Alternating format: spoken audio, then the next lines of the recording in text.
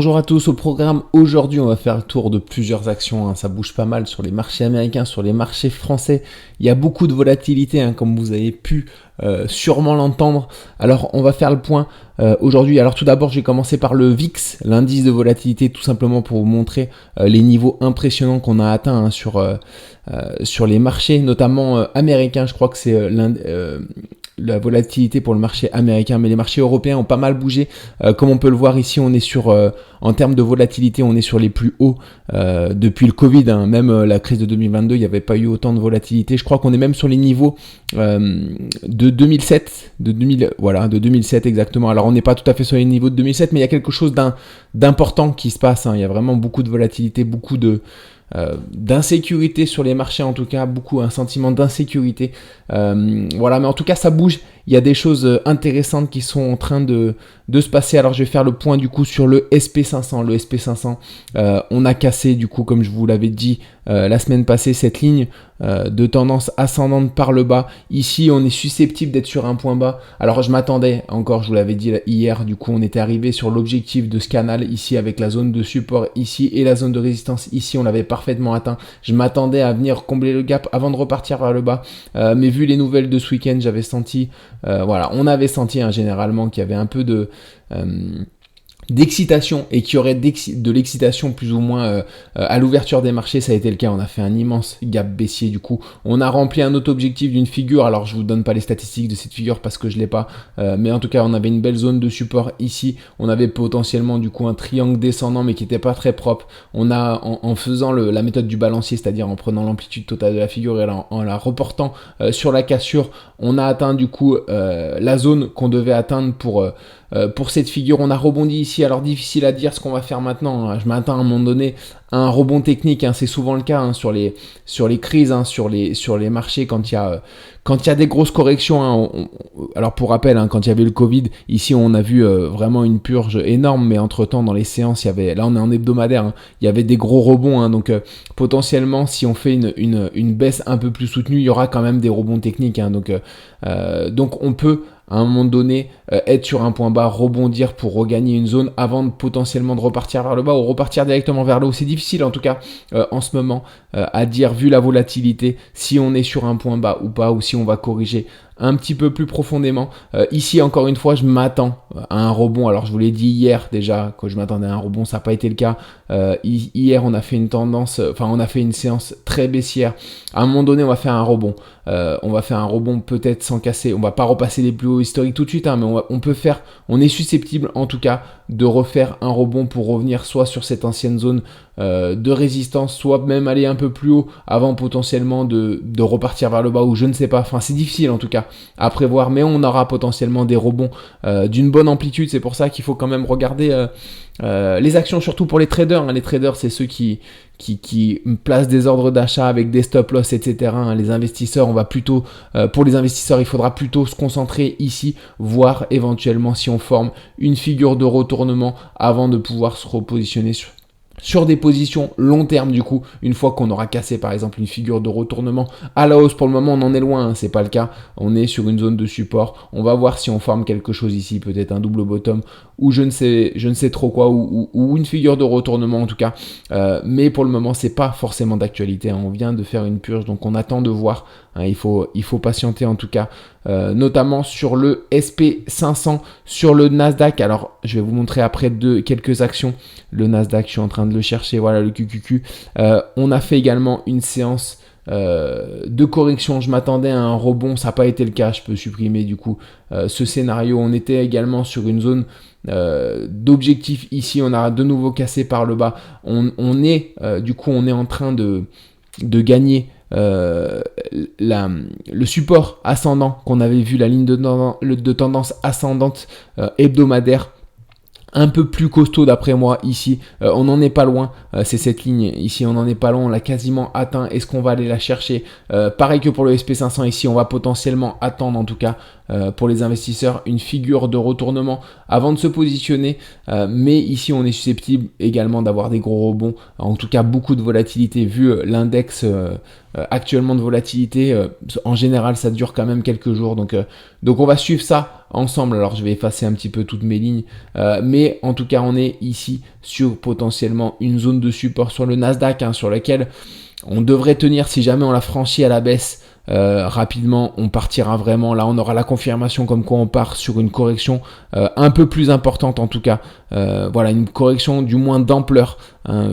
Ici en 2022 on avait eu une belle correction, on pourrait avoir une correction de ce type là, en tout cas en termes de profondeur, si jamais on franchit à la baisse en tout cas cette zone de support ici sur le Nasdaq. On va suivre ça en tout cas.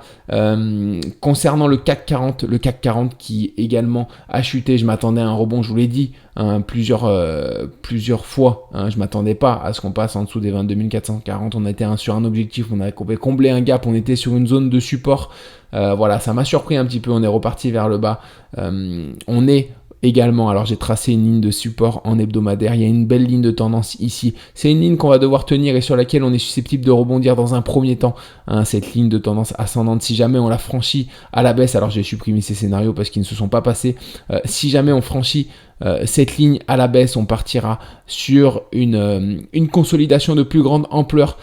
Du coup, ce sera vraiment une consolidation hebdomadaire. Donc voilà, il faudra s'attendre du coup à patienter quelques semaines avant de repartir vers le haut, mais on n'en est pas là encore. Pour le moment, on a cette zone de support, pareil sur le Nasdaq, hein, on a vu, on a une belle zone de support hebdomadaire. Donc on peut faire, certes, on va faire probablement une consolidation longue dans le temps, comme je l'avais dit, mais ça va pas être une consolidation non plus mensuelle.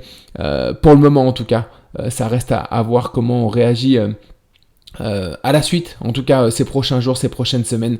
On peut s'attendre à des rebonds assez violents. Il y a de la volatilité en ce moment. Alors c'est ça que je vais vous montrer, c'est les actions. Hier on est susceptiblement sur plusieurs actions, sur des points bas. Amazon, je vous en avais parlé, Amazon, on avait ici du coup une sorte d'épaule, tête-épaule, avec des épaules qui étaient pas très grande, hein, elle n'est pas hyper propre, mais on avait une belle zone de support, on a franchi à la baisse, on a atteint ses objectifs, on est également sur les niveaux d'une ligne de tendance ascendante ici qu'on est en train de tenir. Est-ce qu'on va rebondir pour aller du coup rechercher, combler le gap avant potentiellement de repartir ou de consolider? C'est une possibilité en tout cas. On peut avoir du coup un rebond technique d'ampleur avant éventuellement de repartir vers le bas. Ensuite, il faudra voir ce qu'on construit, hein, si on construit une figure de retournement potentiellement, ou si on s'apprête du coup à repartir vers le bas. Pour qu'on ait une figure de retournement, il faudrait qu'on ait un petit peu d'amplitude ici, hein. Il faudrait que là on ait des variations un peu plus amples, parce que si on fait une petite du coup variation comme ça, on aura de fortes chances de recasser par le bas. C'est pour ça que ces prochains jours vont être importants, hein. Je m'attends à un rebond au moins technique d'une plus grande ampleur du coup, si on veut avoir du coup quelque chose qui se construit pour les investisseurs, en tout cas un retournement de plus en tout cas plus solide sur qui pourrait durer, en tout cas s'il était validé à la hausse, qui pourrait marquer du coup un nouveau départ haussier. Pour le moment on n'en est pas là, on n'a pas ça. On va voir ces prochains jours, ces prochaines semaines, si on obtient du coup ce retournement. Alors j'ai tout enlevé, je me souviens pas ce que j'avais peut-être une zone de support, mais voilà, en tout cas le principal est là. On est toujours sur Amazon, en tout cas sur une zone de support sur laquelle on est en train de rebondir. On va suivre en tout cas ces prochains jours ce qu'on fait sur Amazon, sur Apple, c'est la même chose. Regardez, on avait du coup une sorte, alors je vais vous la tracer, d'épaule, tête-épaule, avec une ligne du coup ascendante, une ligne de coup ascendante. On a pas encore complété les objectifs, mais on a rebondi en tout cas sur une zone de support ici. On a fait un rebond violent, on est quasiment venu déjà combler le gap. À voir ici si on forme une figure de retournement. On va suivre ça dans ces prochaines semaines, en tout cas ces prochains jours. Mais on a fait un beau rebond déjà sur plusieurs actions, hein. C'est le cas d'Apple, hein.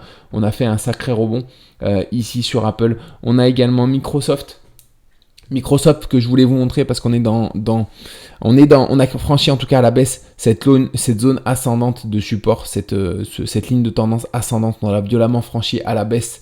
On est un peu plus dans l'insécurité pour Microsoft du coup. Alors certes, on est également sur une zone de support ici, hein. On a une belle zone de support qu'on a tenue. Est-ce qu'on va rebondir? Est-ce qu'on va repartir ici faire une grande épaule, tête-épaule pour partir sur des niveaux plus bas. C'est pour ça que je voulais vous montrer Microsoft, c'est qu'on a une belle zone ici, c'est-à-dire que je m'attends quand même à un rebond sur cette zone. Par contre, à ce moment-là, ici, on aura quelque chose d'important qui devrait se jouer. Est-ce qu'on va regagner du coup à la hausse cette ligne de tendance qu'on vient de casser à la baisse, ou alors est-ce qu'on va repartir vers le bas pour former cette grande épaule, tête-épaule qui nous fera probablement rejoindre des niveaux inférieurs sur Microsoft.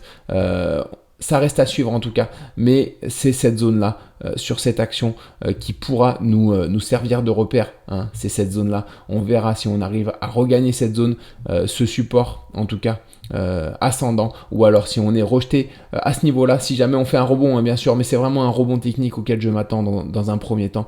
En tout cas, je voulais également vous parler d'NVIDIA. On en avait parlé il y a quelques temps. Je vous avais parlé d'une zone géniale ici. Voilà, que j'avais encadré en vert sur ma dernière vidéo. Hein. Je l'ai prise, j'avais laissé traîner des ordres quand j'ai vu ce week-end qu'il y avait une petite...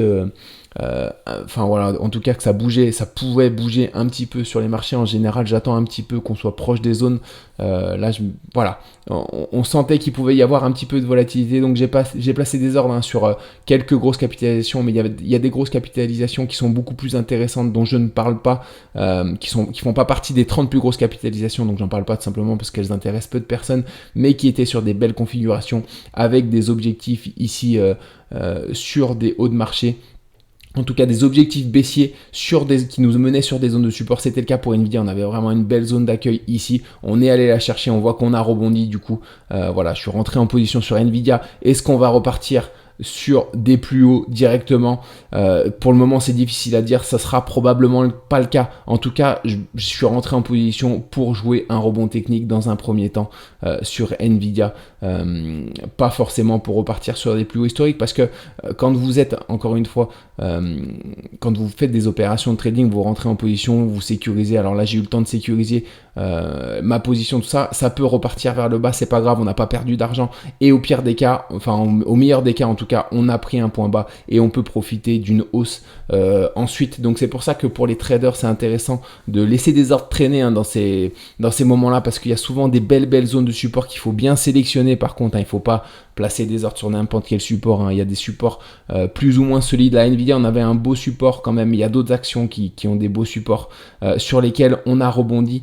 Donc on est susceptible de faire un rebond technique. Par contre, pour les investisseurs qui veulent se positionner durablement sur les marchés, pour le moment, d'après moi, c'est un petit peu trop tôt. Il faudra attendre des figures de retournement, en tout cas sur les indices et sur les actions, pour pouvoir envisager éventuellement un nouveau départ aussi. Après, il y a différentes stratégies. Hein. Il y a également des investisseurs qui font du DCA, hein, c'est-à-dire que dès qu'on fait des corrections d'une certaine ampleur, ils achètent petit à petit. Hein. On sait que sur les marchés américains, à partir du moment, je vais repasser sur les indices, hein, à partir du moment où on fait des corrections de 30% ici, il me semble que sur le SP500, on avait fait une correction de 30%.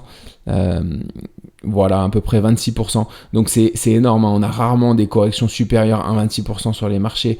Il y a des personnes qui font du DCA, c'est-à-dire qui mettent des ordres à moins 10% sur des corrections de moins 10%, moins 20%, moins 30%, etc. et qui rentrent en position comme ça. Ça peut être une stratégie également, mais pour les personnes qui veulent entrer en position sur les marchés, sur des confirmations du coup de nouveaux départs haussiers, il faudra attendre en tout cas voilà, une nouvelle figure, en tout cas une figure de retournement ici qui sera cassée à la hausse pour repartir, pour avoir des confirmations en tout cas de nouveaux départs haussiers. Après, si on part sur une correction de plus grande ampleur, il y aura des rebonds techniques hein, dans tout le cas. Regardez, hein, là en 2022, on avait fait des rebonds techniques à plusieurs reprises, hein, même pour le Covid, hein, je vous le montrais précédemment, ici on ne le voit pas, mais il y avait eu des beaux rebonds techniques.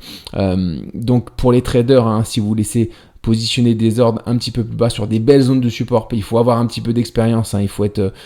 Voilà, il faut pas faire n'importe quoi non plus, mais potentiellement, il y a des zones d'achat qui peuvent être rapidement sécurisées. Après, on est potentiellement pas sur un point bas, on peut avoir des rebonds pour repartir ensuite vers le bas comme on l'a fait ici. Mais en tout cas, si vous protégez bien vos positions et si vous sélectionnez bien également vos zones de support, il y a parfois des bonnes opérations à faire. Hein, mais en tout cas, encore une fois, il vous faut un petit peu d'expérience. Hein. Il faut que vous ayez l'habitude de faire ça, sinon ça reste un jeu risqué.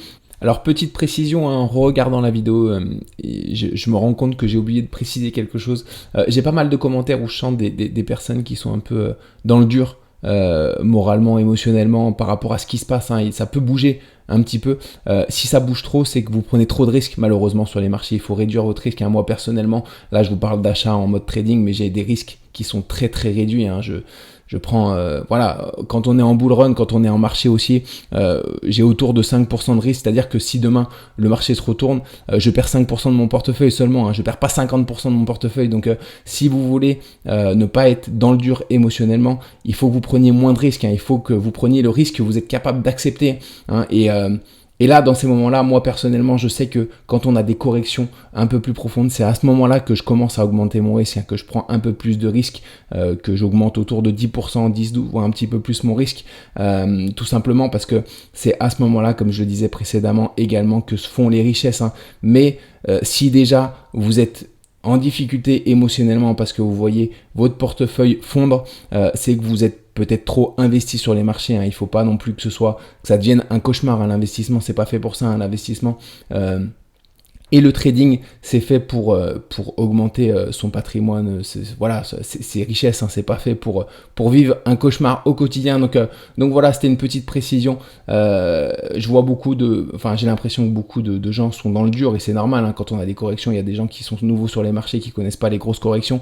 C'est que vous prenez trop de risques. Encore une fois, réduisez votre risque et faites en sorte du coup d'être lucide, hein, quand on a des corrections, des belles corrections, comme en ce moment, parce que c'est vraiment là où il y a des belles opportunités, c'est là où se créent les richesses et c'est là où vous devez être frais mentalement du coup pour pouvoir prendre un petit peu plus de risques éventuellement. Encore une fois, je vous demande pas, voilà, ne prenez pas des risques inconsidérés, hein. Prenez des risques, voilà, vous voyez, moi je prends pas énormément de risques non plus.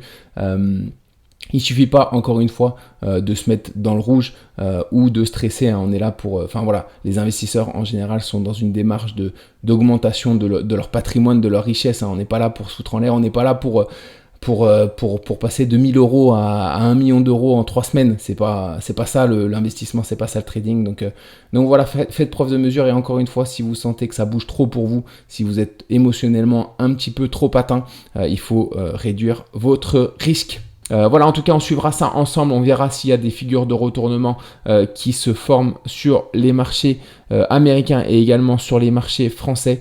Il me semble que j'ai fait à peu près le tour de ce que je voulais dire et du coup, c'est tout pour moi. On se retrouve demain matin du coup pour le bilan de la journée d'aujourd'hui. On va voir ce qui va se passer. Ça va être intéressant. Encore une fois, je m'attends à court terme à un rebond technique. Est-ce que ça va se passer? Est-ce qu'on va continuer la purge? Je pense qu'à un moment donné on aura des rebonds techniques et comme on est sur beaucoup de zones de support, sur pas mal d'actions, notamment américaines, je m'attends encore une fois à un rebond technique, hein. Je vous l'ai dit vendredi que je m'attendais à un rebond technique, ça n'a pas été le cas. Cette fois-ci vraiment je m'attends encore à un rebond technique. Ce sera peut-être pas le cas, hein. C'est le marché qui décide en tout cas. Donc on suivra ça en tout cas demain. Voilà, on suivra ça attentivement pour éventuellement également trouver des figures de retournement qui nous laissent envisager un nouveau départ haussier sur les marchés. C'est tout pour moi du coup aujourd'hui. Je vous souhaite une bonne journée et à demain matin.